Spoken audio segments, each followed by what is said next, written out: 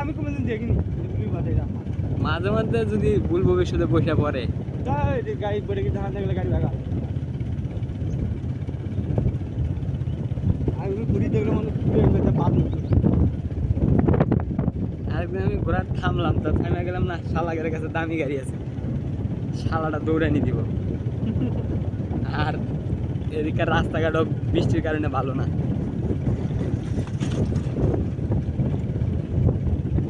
পরে স্লো করছি, ও মনে করছে থামবো, বাল থামে।